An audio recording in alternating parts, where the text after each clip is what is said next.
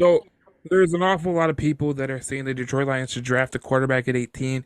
If Anthony Richardson is there, they should draft that kid because he does have the tools to be a successful quarterback. Here's where it doesn't make sense. If you draft Anthony Richardson, just like when you drafted Jameson Williams last year, you are drafting for the future. And this is not the time to draft for the future because you have a distinct shot with the uncertain future of Aaron Rodgers and Tom Brady to have one of the top two quarterbacks in the NFC. Yes, I said that right. Jared Goff is the top two NFC quarterback. You look at the quarterbacks that are in the league. I mean, are you going to put Dak Prescott up there? No. Are you going to put uh, Daniel Jones? No. Are you going to put a guy like Justin Fields or Kirk Cousins? No.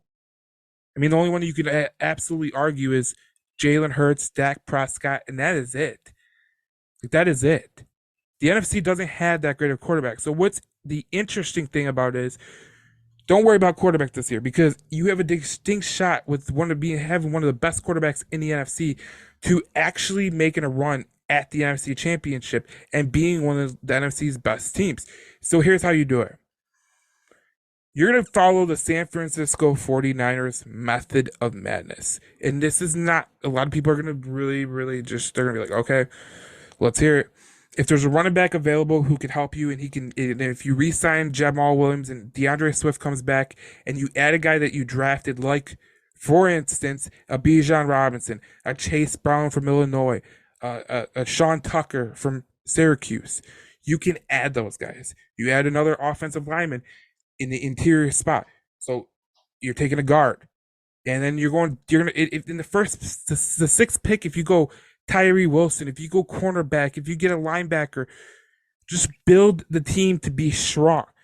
Now it's going to be interesting to see what Brett Holmes does in free agency because that will really determine where this team is going and what their draft identity will be or the draft philosophy will be. Because let's say they go out in free agency, they get a guy named Jamel Dean from Tampa Bay, they go get Jermaine Pratt from Cincinnati, and they go get Delvin Tomlinson from Minnesota. Right there has filled 3 holes. So then you go into the draft and you have less holes than you started, but you can add to more talent on the football team, especially on the defensive side of the ball where the Detroit Lions have really struggled. So if you're saying they should draft a quarterback, just look in the mirror right now. One, you don't need a quarterback. The philosophy that you need a quarterback and you need to sit behind Jared Goff is totally false. You don't need a quarterback. What you need is a team built like the Philadelphia Eagles, like the San Francisco 49ers.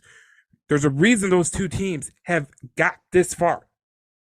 And it's not because of their quarterbacks. Now, Jalen Hurts is a phenomenal quarterback. He really is.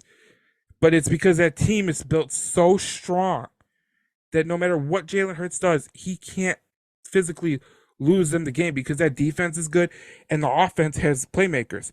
Your offense has a lot of playmakers. St. Brown, Williams, Jameson Williams, Jamal Williams, DeAndre Swift. Go down the line. You have an offensive line. You can add to that too. But what you see with the San Francisco 49ers and you see with the Philadelphia Eagles is that those are teams that are kind of what you want to follow in identity because they're teams that are built on their defense, they're built on their offense, and their quarterback, he just has to get the ball to the playmakers. Period. End of story.